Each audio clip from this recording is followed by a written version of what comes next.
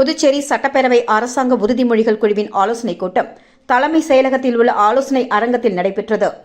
புதுச்சேரி சட்டப்பேரவை அரசாங்க உறுதிமொழிகள் குழுவின் ஆலோசனைக் கூட்டத்தில் கால்நடை பராமரிப்புத்துறை, வனத்துறை, வேளாண் மற்றும் விவசாய நலத்துறை, இந்து அறநிலையத்துறை மற்றும் வகுப்பு ஆகிய துறைகளில் முதல்வர் ரங்கசாமி மற்றும் துறை அமைச்சர்கள் சட்டப்பேரவையில் அறிவித்த நலத்திட்ட உறுதிமொழிகள் செயல்படுத்துவது குறித்து அதிகாரிகளுடன் ஆலோசனையில் ஈடுபட்டனர்.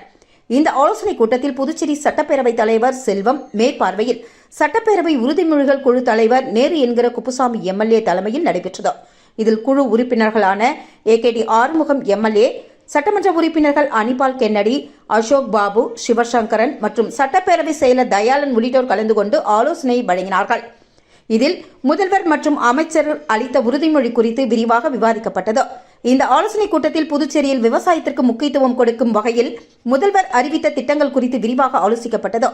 மேலும் கிராமப்புற விவசாயிகள் மூலம் விளைவிக்கும் காய்கறிகளை அரசு மூலம் விற்பனை செய்வதற்கு நடவடிக்கைகள் மேற்கொள்ளுதல், காரைக்கால் விவசாயிகளின் வங்கிக் கடன்களை ரத்து செய்தல், கால்நடை பராமரிப்புத்துறை மூலமாக கால்நடைகள் வளர்ப்புக்கு மானிய கடன் வசதிகள் ஏற்படுத்துதல், வன உயிரினங்களை காத்திட நடவடிக்கை மேற்கொள்ளுதல், மேலும் இந்து அறநிலையத்துறை மூலமாக கோயில்கள் திருப்பணிக்காக வழங்கப்படும் நிதி உதவியை காலத்தோடு வழங்க நடவடிக்கை மேற்கொள்ளுதல் போன்ற அறிவிப்புகள் குறித்து விரிவாக ஆலோசிக்கப்பட்டது.